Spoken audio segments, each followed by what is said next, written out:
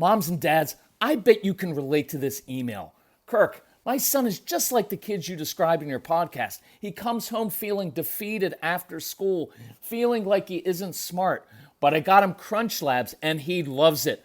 Building the new toy and watching Mark Rober makes him feel smart. And then he explains, talking a million miles a minute, like our kids do, all the cool science facts he's learned. It's like I get my real kid back when he's building his Crunch Labs toy. And that is exactly why I was so psyched when my niece first told me how her son loves Crunch Lab. Confession, this is the one sponsor I wanted more than any other because it's such a perfect fit for our kids. So go to crunchlabs.com/calm and you'll see why. Crunch Labs is a STEM monthly subscription build box for kids. Your kids get a really fun toy in the mail every month. And what kid doesn't love that? And then they put it together by watching a step-by-step video from former NASA engineer Mark Rober, where he teaches all the cool physics that make the toy work. Mark's passion is helping kids think like engineers. And this helps your kids develop resilience and problem-solving skills while having a ton of fun. Get your kids something they will actually love, use, and look forward to getting all throughout the coming year. Build your child's confidence now. Visit crunchlabs.com/calm and get your kids Crunch Labs today. When you bring your child home for the first time, you want a baby monitor you can trust. When you choose Stork, you choose technology trusted to monitor 10 million babies in hospitals every year. Stork continuously tracks your baby's pulse rate, oxygen saturation, and temperature. Visit MassimoStork.com to learn more. Stork, a revolutionary baby monitor, is born. Stork is not a medical device. Read and understand all product labeling. Massimo data on file. So you've got a child who might be very different from you, and it's hard to connect with this child. And he's impulsive, and he's got lots of energy, right? And struggles with behavior, or struggles because he gets too upset in the moment, and he can't lose at games, and he takes things out on his mom or his dad or his siblings. And you take him to a therapist, and they're like, well, you just need to give him consequences. Well, you've done all of that, and the consequences don't work, right, for this child. And everybody tries to treat your child as if they're maybe some like neurotypical child, and they give you the standard answers, and it doesn't work, and it's frustrating. And so what I want to give you today are 3 really good ideas, right? Very practical ideas. They're going to be a little bit different. They may make you uncomfortable, but nothing you're doing is working now, so why not try it? So that's what we're going to talk about today on the Calm Parenting Podcast. Thank you for joining us. Thank you for sharing the podcast. Thank you to our friends in Atlanta for inviting us to come speak over the weekend. We had an amazing time. It was so good to be back with real live human beings. We were socially distanced. We did it well, but we were able to help a lot of people. And there's something about that live audience, and there's that energy. And during the presentation, you get to interact with people, and then we stayed for an hour afterwards and just answered people's questions, and we love that. So if we can help facilitate that in your town, reach out to Casey. That's our strong-willed son. His name is Casey at celebratecalm.com. So tell us what the name of your organization, where you are. He'll put together a little proposal within 24 hours. We'll get back to you. We'll come to your city. We'll meet you in person. It is really cool. So, and if you need help with any of our stuff, just email Casey. Tell us about your family. We'll give you ideas. We'll work within your budget, give you the right recommendations for our resources. We're here to help. So let's do this. So you've got this child that's kind of hard to connect with, and maybe isn't being very compliant, and you're just not listening to your directions. What do you do? So here are 3 ideas for you. Number 1, and this is a big one, I want you to enter into your child's world. Be curious about their world, because think about this. Most of the time, and throughout pretty much all of their childhood, we put all of our energy into trying to get our kids to do what we care about. Study, organize, get good grades, have good manners, behave well, clean up, do chores. Listen, right? And there's nothing really wrong with that, right? But it's all consuming. And these kids naturally resist what you want them to do.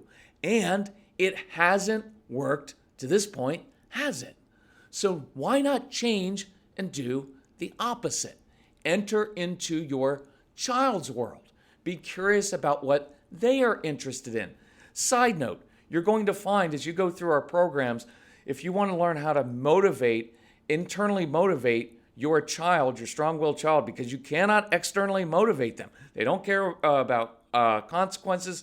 They're not that concerned about what teachers want and what parents want. You have to understand what they care about. If you want to write that down, find out what your child cares about. Then you can motivate that child, right? But I want you, for purposes of this, I want you this week to enter into your child's world. Stop dismissing everything that they care about and that they're interested in. I know most of what they're interested in, you don't care about. Their music, their TikTok videos, a lot of the things that they do on the side. A lot of your kids are great into building things and just exploring. You're like, I know that's great, but you need to do your chores and you need to do your schoolwork, right? You know that child who lays off the sofa upside down. Instead of being irritated by it, walk in the living room and lay upside down next to him. Experience it with him. See how he or she views the world. I'm curious. You see the world in such a different way, and I want to understand it. See, I've spent too much time trying to change you, and I actually want to see the world the way you do, because I could actually learn from you. And then be quiet and listen. And if you want a bonus killer phrase to use with your child sometime, say this to them. I wish I was more like you. I promise you if you do that. That's right from the No BS instruction manual for strong-willed children, because I try in that one to go through very, very specific, concrete 25 action steps to rebuild and repair your relationship with your child. Look, you've got a couple options with our stuff. You can get everything we have. Awesome. It's on sale. You get the No BS program. It's very, very tightly defined 25 steps. Very, very tight 25 action steps. It's fantastic for rebuilding. You can do a phone consult form with me, but it's probably better if you just go through the programs, because it's all in there and it's a lot more affordable that way. But this phrase, I wish I was more like you. You know why that's so powerful? Because consciously or unconsciously, we spend 95% of our energy, if we're honest, trying to change this child, trying to change their very nature. And they know that. And they begin to internalize, something's wrong with me. Why aren't I like everybody else? Why do I feel like everybody's teaming up on me? Nobody likes me, right? What's wrong with me? They internalize it because that's what they feel and that's what they experience on a practical level all the time. So that phrase of, I wish I was more like you, right? And if you enter into their world, you will discover so much about them, and you will find, number 2, that when you connect, you get much more compliance. It is one of my favorite tools, favorite phrases, connection before compliance. So I want you to bond with your kids. Now, you're going to find that it's very uncomfortable at times, right?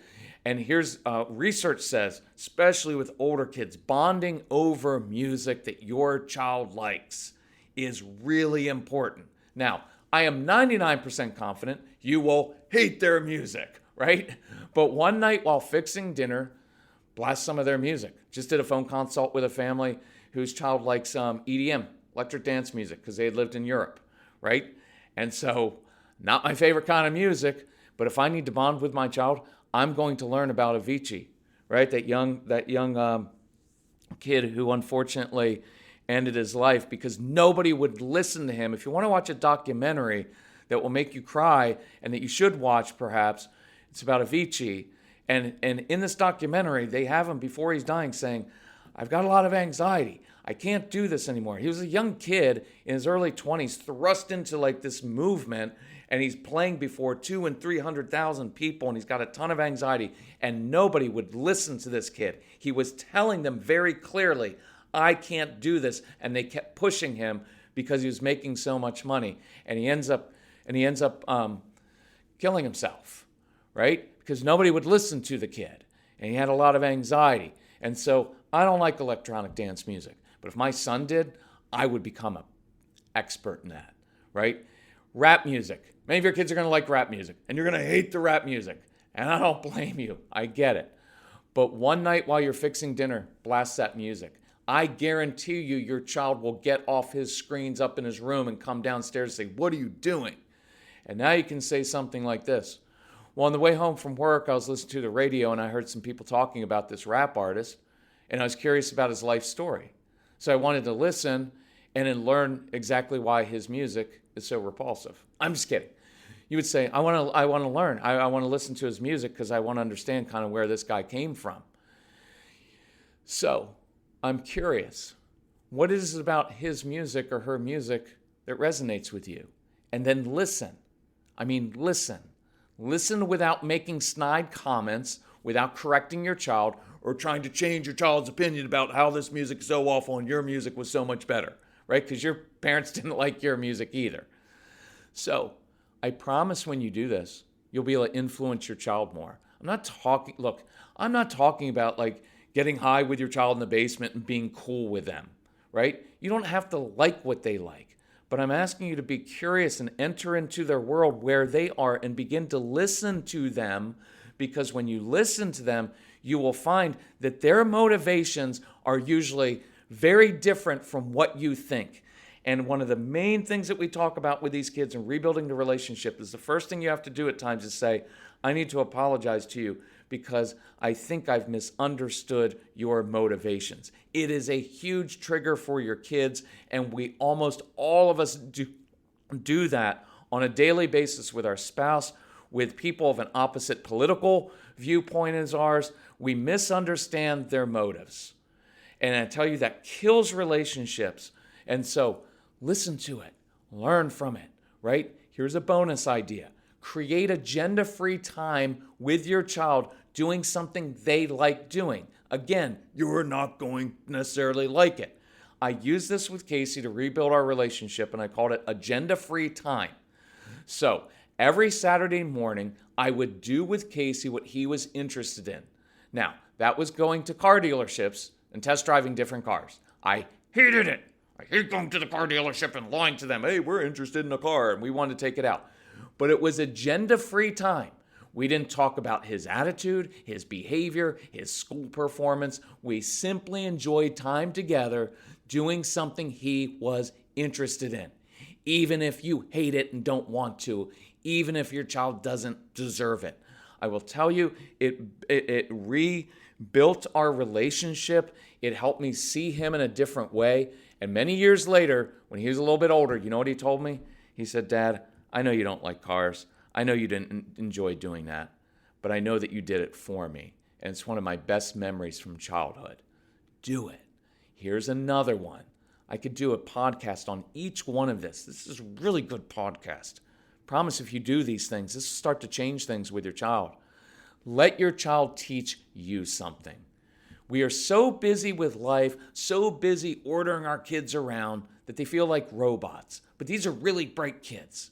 So do you want to connect with them? Do you want them to actually come to you and listen to you? Then listen to them and ask your child to teach you something, even if you aren't interested. Fake it. I don't care. Ask your child to show you something with technology or how they create certain things. Right? Anything. Your child will appreciate this more than you can possibly imagine. There's something that bonds a child to you when they come and they have something to give to you, to another person. When they are able to do that and you take an interest in it, it makes them feel heard, it makes them feel liked, makes them feel loved. It will bond you. And when you are bonded, when you are connected to another human being, things begin to change, right? And I'll give you another bonus. This is 3 ideas, 3 bonus ideas. When your child is getting very, very upset and they're inconsolable or they are uncontrollable, right?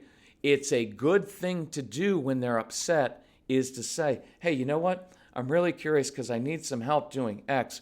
Could you come help me do that? Hey, when you're ready, could you come help me with that? Because you're really good at that, and that would really help me out. See, you just took a child who's melting down, who's completely out of control of himself. We just did this in a phone consultation with a couple, and it was a game changer for them because all they were trying to do is, well, we just need to calm him down. We need him to get control of his emotions and stop doing that because it's rude and it's defiant and it's disrespectful in the home. And so everybody's telling us we just need to come down hard on that child. I have no problem with tough consequences, but I'm only going to use them if they're going to work. And in this case, they're not going to work because that child feels completely out of control.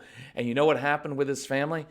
The dad and the mom, when their child started getting out of control, would ask the child to help them with something. Why? Because that makes him feel in control of something, and now he's giving out. And guess what happens at the end of that every time? One, we help the meltdown go from being like all out of control and lasting for hours to the child getting control of himself, right? Because we're not talking about his behavior. Stop that. We're giving him something to do. And now at the end of that scene, they're bonded with the child because he just showed them how to do something. And guess what else? We got contrition. Because when your kids calm down and feel in control of themselves, they do have big hearts and they know what they do is wrong. And now the child's able to apologize in that moment. We made it easier for the child to apologize because we helped calm them down, not by changing them, but by getting them to actually help us with something.